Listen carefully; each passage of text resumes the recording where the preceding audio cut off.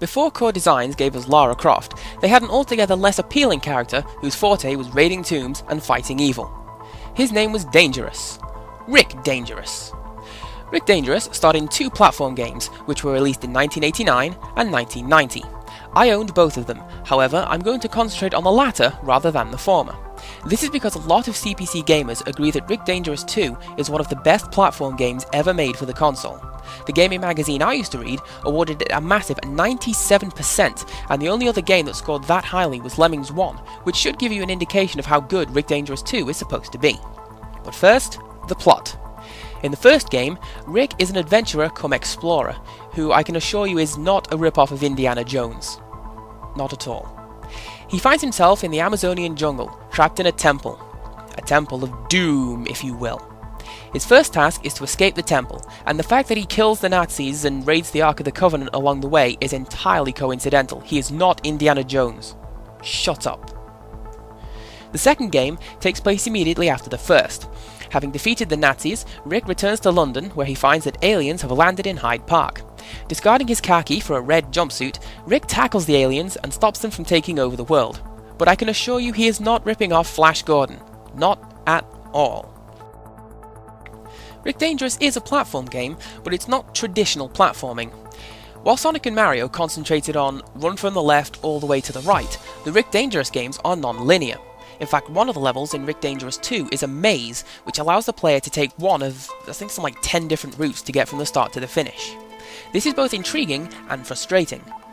On the one hand, it's nice to take a break from the usual platform game fare, but on the other, you can play the game for 10-15 minutes, and the end result is that you end up on the first screen of the level again, just a little bit higher up than last time. Rick has a pretty standard moveset for a platform game hero. He can run and jump as you would expect, but he can also duck and crawl, though for the most part, this simply means he'll get shot in the face rather than the chest. He also has a gun, which became a laser in the sequel, and he can plant sticks of dynamite, which became anti-gravity space dynamite in the sequel. The weapons are only semi-useful, since their performance is limited.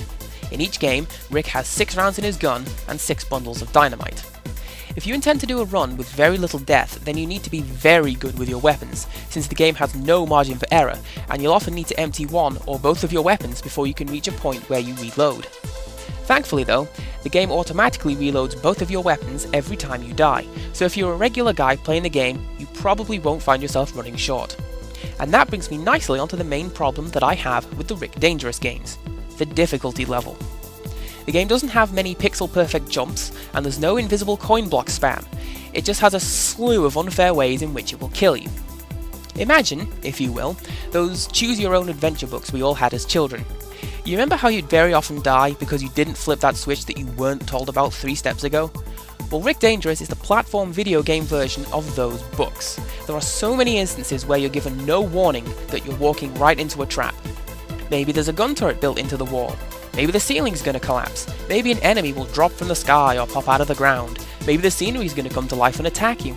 Or maybe you'll die because you haven't done so for a while and the game doesn't want you to get complacent. Who knows? I mean, you sure as hell don't. Recently, I played through Rick Dangerous 2 again.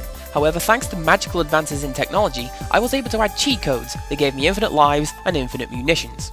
I kept track of my death count as I played the game, and by the time I completed it, I had died 97 times. The 8th time I died, which would normally be the point of game over, I was on the 5th screen of level 2. As an adult, with superior motor skills and reaction times to my youth, I cannot progress much further than I could as a child. The video you are currently watching is me playing the game for the first time since I was about 9. You see all these weird things that I'm doing? Crouching where you wouldn't normally, jumping weirdly, stopping for no good reason? That's because the layout to this level is burned into my mind. I played this thing so much as a child that I know where all the traps are and how to avoid setting them off. I can't get it out of my head, and I will probably carry this to my grave. And that's terrible. But it's also a good example of what I don't like about the Rick Dangerous games. It's possible to complete the game without taking a single hit. I've seen people do it. But if you want to get that good, you need to play the game time and time again. You need to fall into all of the traps, remember where they are, and how to avoid them the next time you play. In that respect, the games are like studying for an interview or cramming for a test, and that is no fun at all. The games have one saving grace, however. The first game has 4 levels, and the second one has 5. Both games allow you to choose which level you want to play from the title screen. If you're not good at the Temple of Doom, you can skip right to Egypt or the Nazi stronghold so you can see what the other levels look like. Certain masochistic viewers will no doubt be familiar with the brutally hard game I Wanna Be the Guy. I Wanna Be the Guy is the direct offspring of games like this one. In fact, it is due to the unforgiving nature of Rick Dangerous 2 that I built up the sheer bloody mindedness to stick with that game as long as I did. So, I would recommend this game for anybody who feels like they don't have enough pain in their life. Somebody who feels that the world is unfair and wants concrete proof. Somebody who can listen to the cute boo noise that plays when they die and still find it cute and funny after the 100th time. So in conclusion, screw this game. Go and play something fun. Until next time, goodbye.